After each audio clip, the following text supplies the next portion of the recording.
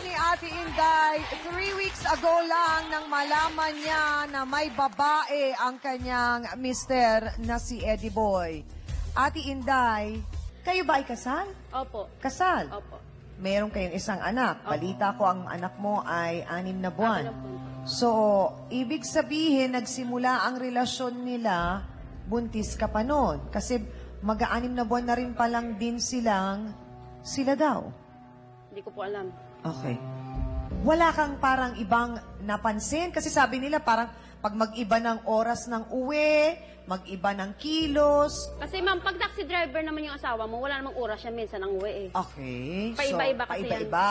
Okay. May napansin ka bang laging galit siya sa'yo, matabang, ayaw tumabi? Yung pag ano kasi, hindi pa kami nag-something-something eh. Kasi natatakot pa po ako eh. Buntis ka. Pero narinig mo ang sabi ni Dr. Margie, pwede naman pala daw. Kahit ikaw ay buntis, pwede kang mag-something-something. So, niyayaya ka ni Eddie Boy. Anong sinasabi mo? Yaw Hindi ko. pwede.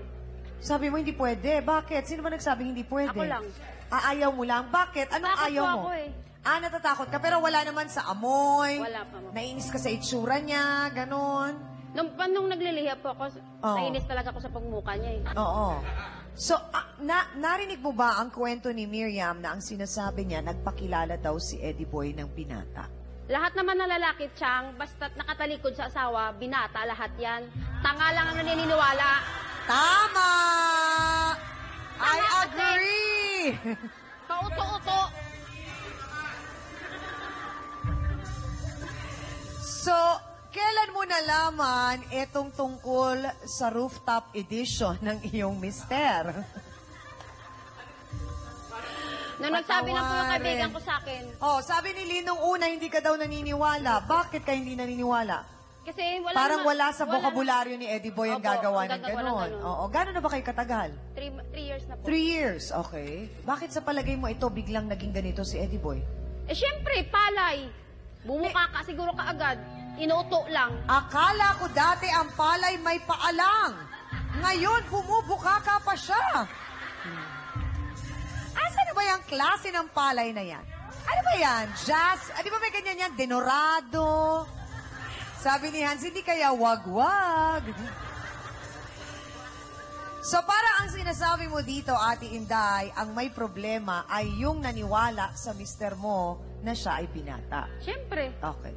So nung unang sinabi sa'yo ni Ate Lynn, hindi ka naniwala. Hindi po. Ano yung talagang pangalawang beses ba o pangatlong pagkakakwento sa'yo, doon ka naniwala? Opo. Sabi, Bakit? Kasi sabi niya, ikaw na lang ang hindi nakakaalam. Lahat ng tao dito alam na. Pero pakiramdam mo, wala kang pagkukulang. Wala naman po. Sobra-sobra pa. Sobra-sobra pa. Nilasikaso ko siya. Oh. Nilasikaso ko yung anak namin. Oo. Sa bahay lang ako. Wala. Oh. Hindi naman ako nakikipagchismisan sa labas. Hindi ka nagtutong eats. Hindi naman po. Oh, hindi ka rin hindi ka umiinom. Hindi po. Oh. Wala po akong bisyo. Oh. Ano Straight pa? po ako. Oh, straight. Oh, ano pa nga hanapin nga ni Eddie Boy? Hindi niya nagsugal. Eh, baka naman si Eddie Boy yung may pagkukulang. Baka gusto niya kasi nahabi daw. Sabi niya, maghahanap na siya ng bata niya. Say, nagsusugal ka. Hindi ako sugarol. Pabaya ka sarili mo. Mas kasalanan ko maging chubby na ako. Oh. Nagkaanak ka na ba, Miriam? May anak ka na? Opo, ma'am. Meron na. Oh.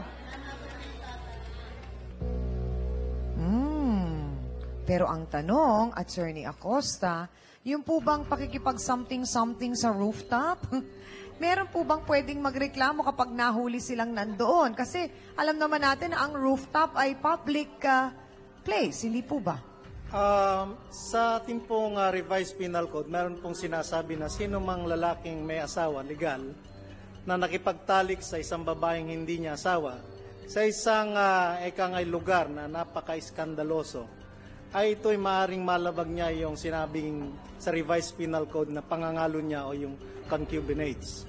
At yung rooftop na yan, tiyangami, ay maaaring sabihin nating scandalous circumstance kung saan yung lugar na kanilang ginawa yung kanilang pagtatalik. Ay, ang parusa po dyan ay mula 2 taon hanggang 6 na taon na pagkabilanggo. Ay, katakot.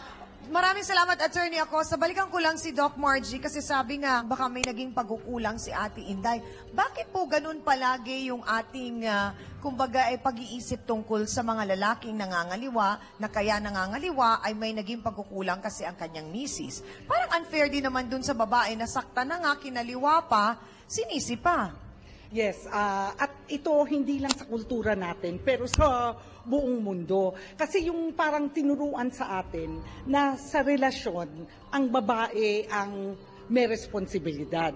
Hindi ko ako naniniwala rito, maraming psikologistang hindi naniniwala rito. Ang babae ang may responsibilidad sa relasyon, kaya kung meron siyang ginawa o magloko yung lalaki o maglasing o magbabae, kasalanan ng asawa ng babae. Hindi ho yun totoo, kaya nga ho minsan pag mag-break up yung relasyon, kadalasan ang babae ang nadidepress ng sobra kasi hindi lang sarili niyang naniniwala rito pero ang ibang tao naniniwala na ikaw ang may kasalanan. Pero syempre, ang lalaki rin, iisipin niya na ano yung pinaka-convenient sa kanya. At yung mas tataas ang isip niya sa sarili niya kahit walang basehan, ay na hindi niya kasalanan.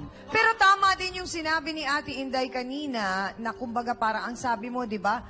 Nung tinanong kita, nagpakilala ang iyong mister, nagsinungaling na single, ang sabi mo ang problema dyan ay yung mga babaeng nagpapabola nga at naniniwala sa ganong klase. Yes, pero minsan, hindi ko binibigyan ng excuse. Minsan kung bata yung babae, Nadadala talaga eh. Opo, Oo, at kung unang beses, at alam naman ho ninyo, kung may asawa yung lalaki, mas maraming pinapangako. Thank you, Doc Margie. At ang sabi mo nga kanina, Miriam, maraming naging pangako sa'yo si Eddie Boy at isa na nga doon ay yung sinabi niyang ikaw ang pipiliin niya. Opo.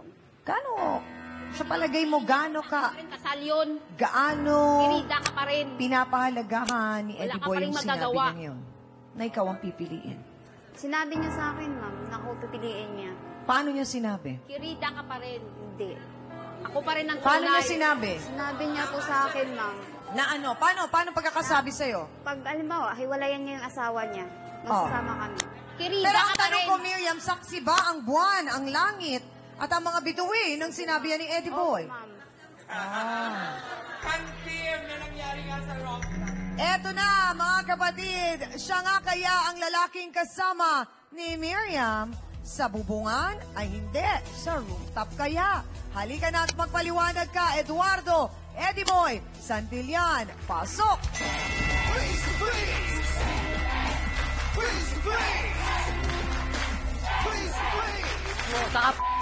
Diretsang tanong, Eddie Boy. Palang mukha mo! San...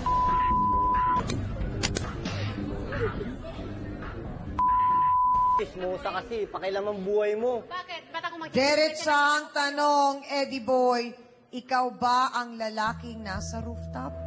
Putsang. Ikaw din ang lalaking nakitang kasama ni Miriam papasok ng apartel. Opo, Chang, namin ko po. So ikaw din ang karelasyon ni Miriam. Opo. Ang tanong, nangako ka ba kay Miriam? Hindi po. Wala kang pinangako? Wala naman po. Sumisipa. Gaano katotoong pinangako mong siya ang pipiliin mo? Kasi po, una po, sinabi ko lang yun sa kanya kasi nangako ko sa kanya na iwalayan ko yung asawa ko.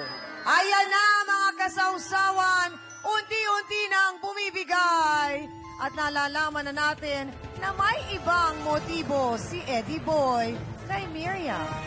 Pakatutukan nyo, dito lang yan sa Face to Face. Mahal mo pala eh. Bakit mo sinasaktan ng taong mahal mo? Ano naman po yun sa akin, laro-laro lang. Ay, anak ka ng tekla. Laro-laro. Bakit? Ano ka, 5 years old? Kailangan naglalaro?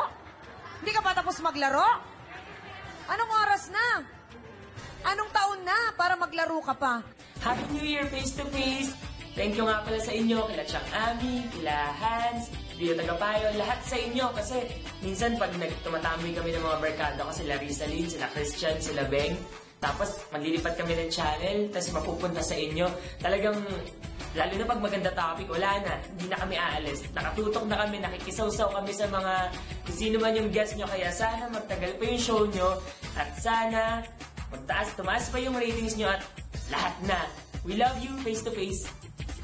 Miss Annie Perez would like to thank the following: Dr. Steve Mark Gan of GAOC Dental Clinic, Salon de Manila, Watercolors Makeup, Gloss Nails, Plains and Prints, Just Cavelli Eyewear. Hans Mortel would like to thank the following: Dr. Manny M. Calaya, Dr. Ariel Recto Dabalus, Nail Necessity, Head, Foot and Body Spa, necessity for your body and soul, Fashion Exchange, fashionista ka na, negosyante ka pa.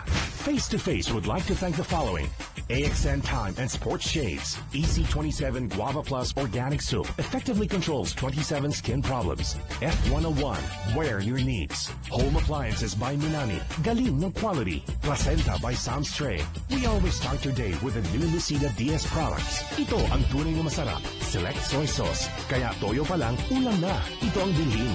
Sundance, your business and fashion. Your partner in style. Primark's Bleach, ang bleach na di masangsang. Mabisa na, mura pa. Gawang Pinoy.